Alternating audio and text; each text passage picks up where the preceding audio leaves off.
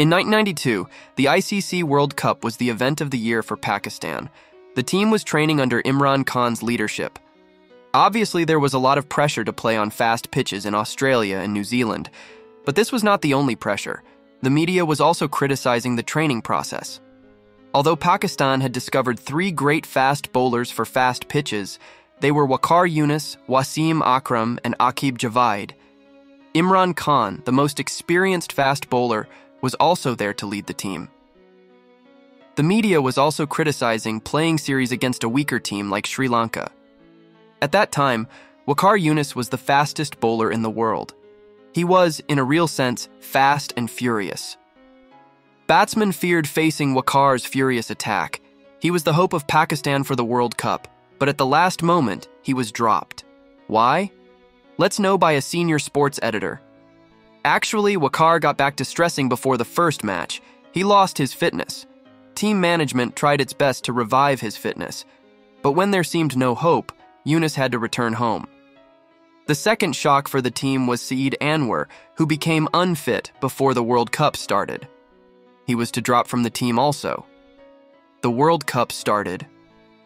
Pakistan managed to win only 1 match out of his first 5 matches, and that victory was also against a weak team from Zimbabwe. After defeats by the West Indies, South Africa, and India, the nation lost all its hopes.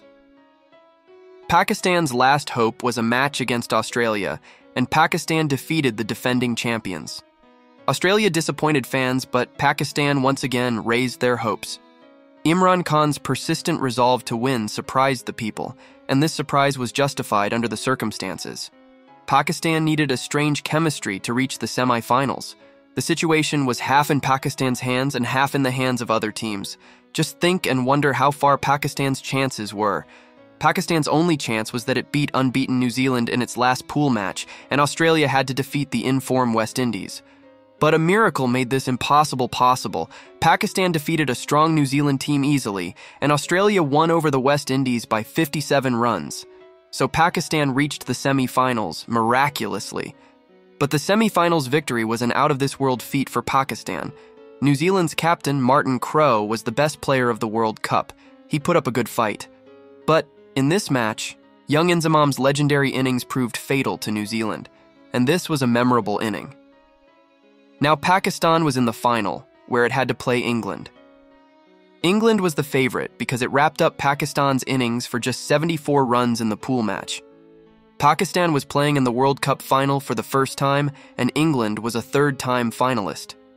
One day before the final, heart patients in Pakistan were prohibited from watching the match, even those who did not have any heart problems. They were also instructed not to watch the match continuously. Now, this seems funny, but in those days, it was routine. Pakistanis were so desperate that many recited verses of the Holy Quran before TV screens, hoping for a miracle. These were the days of Ramadan, and the Eid festival was close. People were praying and laying wreaths on holy shrines. When the match started on March 25, 1992, the roads were deserted, and a power shortage forced villagers to stock Chanda battery cells for their radios beforehand. People listened to the live commentary on their radios at large community gatherings. The match was sensational and can't be described in words. 87,000 spectators were present at Melbourne's cricket ground. Pakistan made 249 runs playing first, and it was a big target. Those days, the stadium was so huge that only 1 6 came in both innings, and that was Imran Khan's sixer.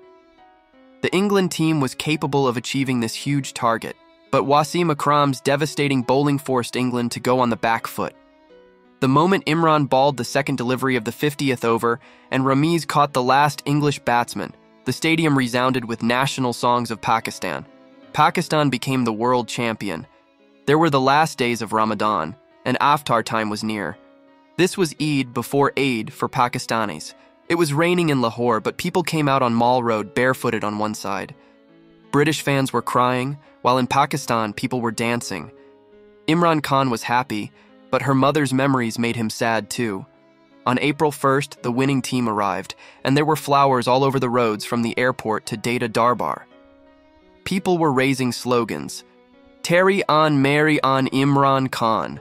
Imran Khan millions of rupees were announced for the national team feasts, and programs were arranged to honor the team in one of such programs. Nawaz Sharif invited Imran to join politics, which Imran Khan declined. I had invited him long ago, but he declined. I do not know why. My offer is still valid, though Imran Khan declined Nawaz Sharif's offer for a long time. But Benazir Bhutto came back to Pakistan during this period. She was the opposition leader, and for the end of Sharif's rule, she joined hands with the president, the same president who had overthrown her rule just 2 years earlier. How long did Benazir go to end Nawaz's rule in Pakistan? All this we will show you in the next episode. Subscribe English Mirchi for watching the coming episodes. Click the bell icon to make sure that you get each update on time.